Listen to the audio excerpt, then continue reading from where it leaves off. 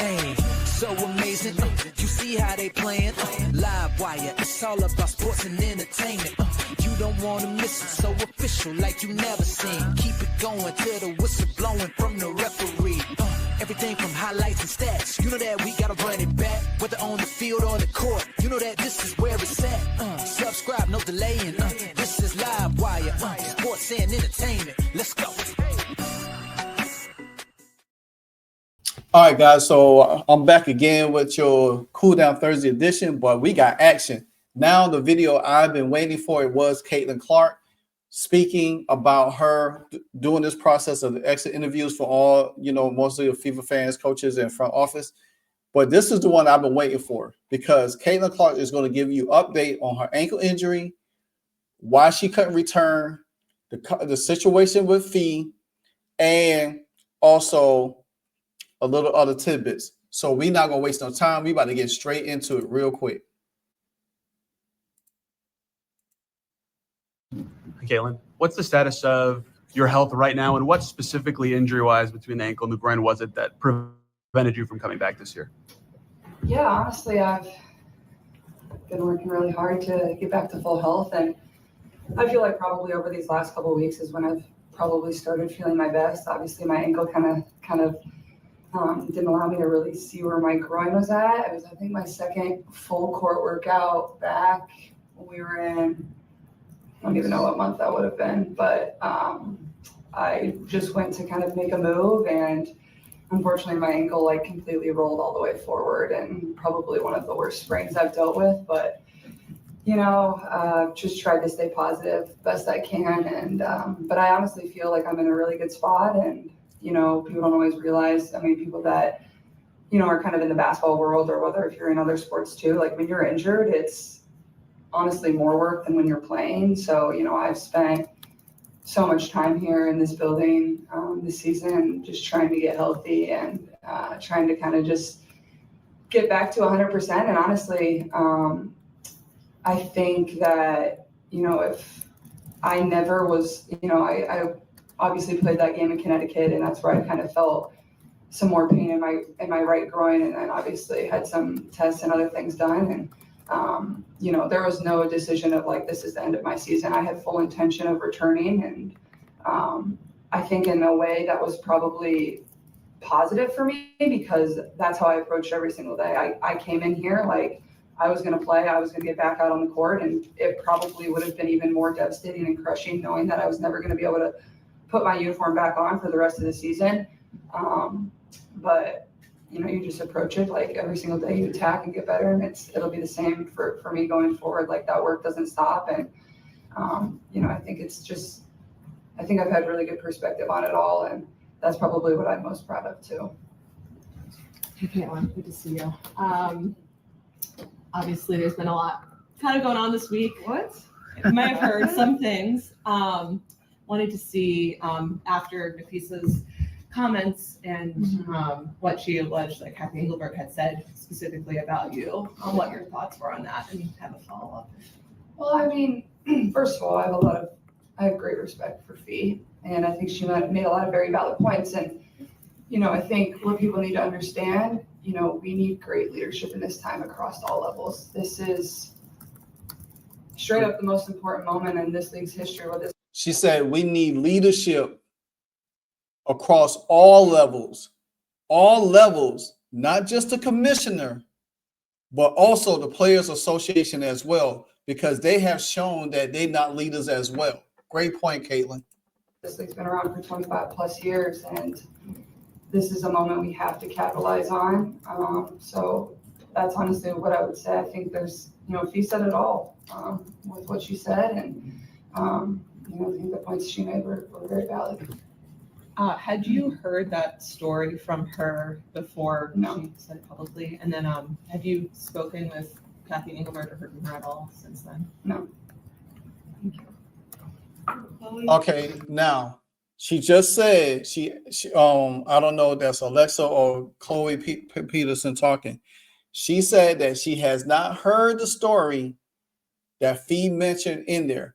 Basically, Fee added Caitlin's name to that area now. And she said that she hasn't heard from Cathy Engelbert as well about it.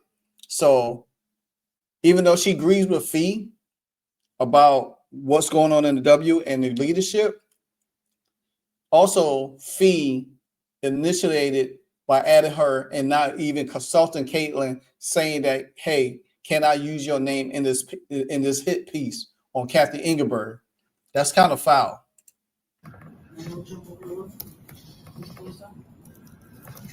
Just with working back and forth. And just by when they asked her that question, you could tell how pissed off Caitlin was, because the fact that Fee used her name and the fact that she said that Cathy Engelbert said them things.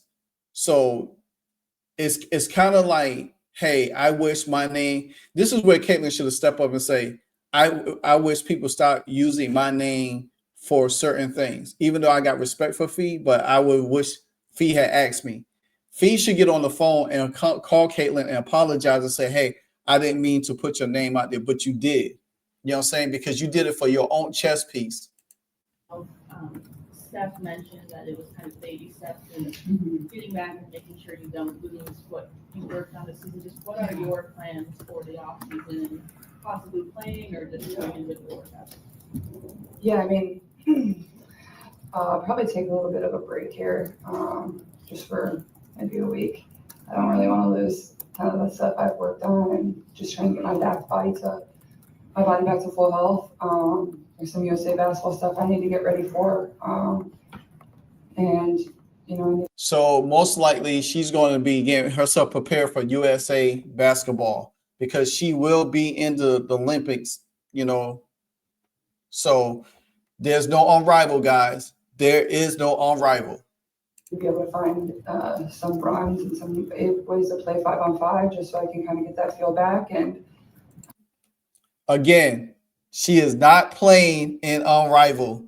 She is planning on playing 5-on-5 to get her body back in shape. Again, no unrivaled. Thank you, Caitlin.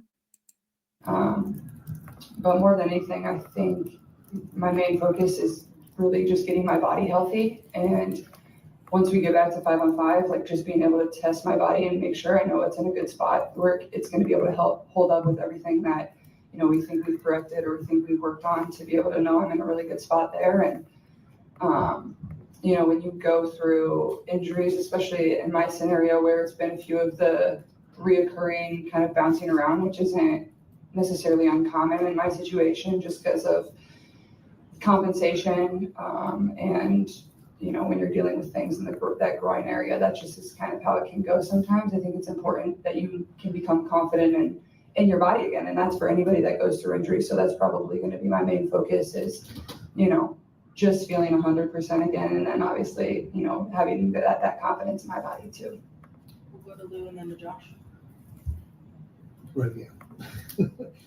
I'm continuing on what Chloe asked.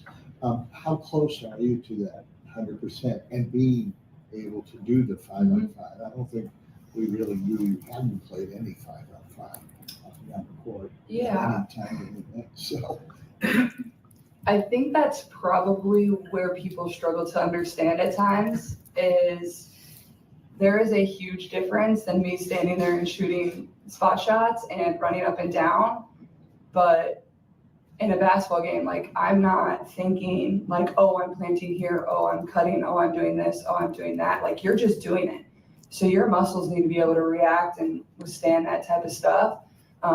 So that's where the 5-on-5 becomes really critical. And then obviously the contact piece of it too, like you don't know where you're gonna be taking contact from, but, you know, my goal, it was the end of October to kind of be out there and trying to get back to playing 5-on-5. And I think that's a very reasonable thing for me. And, you know, I've been grinding as hard as I possibly can.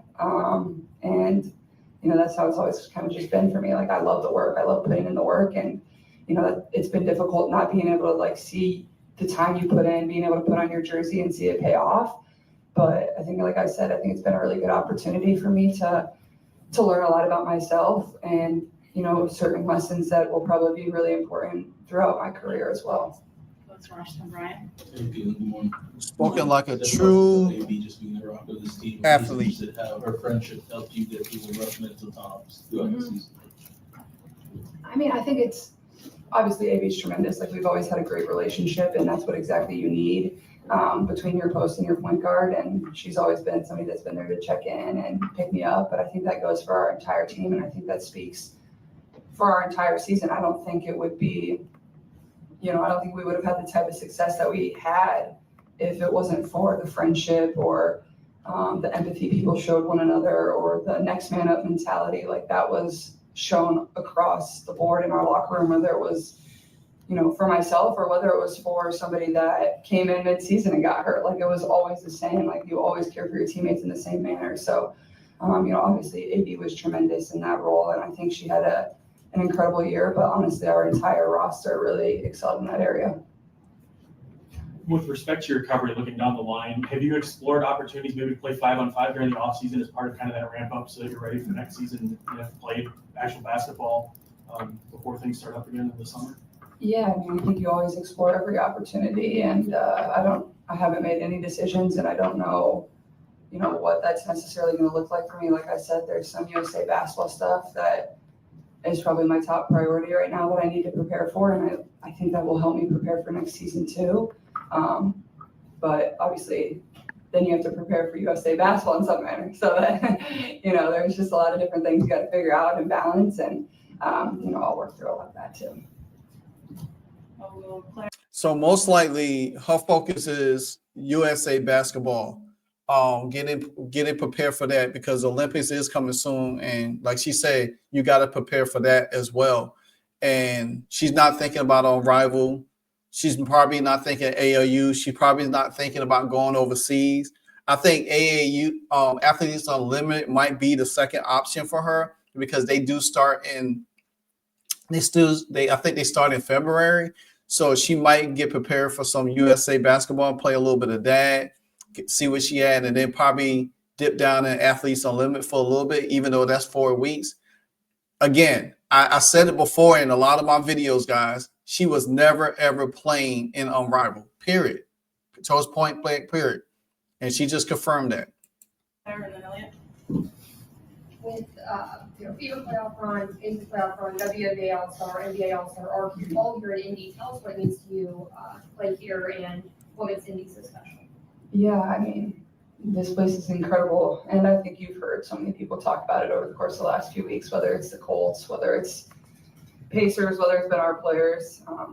It's just incredible. It's, in a way, it almost feels like a college, like a university, like all the teams are supporting each other, and like you don't get that in professional sports really. But like you have that here, and I think that just speaks, like, I always say, like, obviously I'm from Iowa, like Indianapolis, I understand it's a big city, but it doesn't really feel that way to me. Like it's a very close-knit group, like everybody supports one another, but then you have the professional sports teams, and that's what everybody's most passionate about here. And that's what I love about it. People really show up. A lot of these fans, like these have been their teams since they've been 5 years old. This is all they've known. These are the only teams they've cheered for. And, to have this type of success across the. All right, guys. So I'm going to stop it right there, and I'll drop the link into the bio if you want to look at it. But get down in the comments. Let me know what you think about Caitlin Clark talking about the Nefisha Collier situation and about her not going to Unrivaled, playing 5-on-5 in the offseason, getting her body right. Like I said before, guys, she was never, ever, ever going to play in Unrivaled this offseason.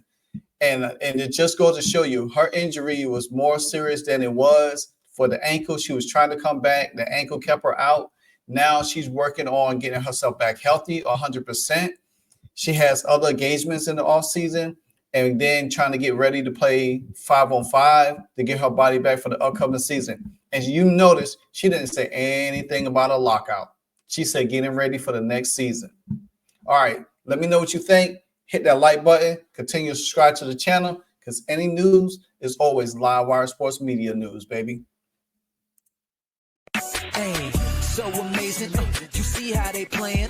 Live Wire, it's all about sports and entertainment. You don't want to miss it, so official like you never seen. Keep it going till the whistle blowing from the referee. Everything from highlights and stats. You know that we gotta run it back. Whether on the field or the court. You know that this is where it's at. Subscribe, no delaying. This is Live Wire. Sports and entertainment. Let's go.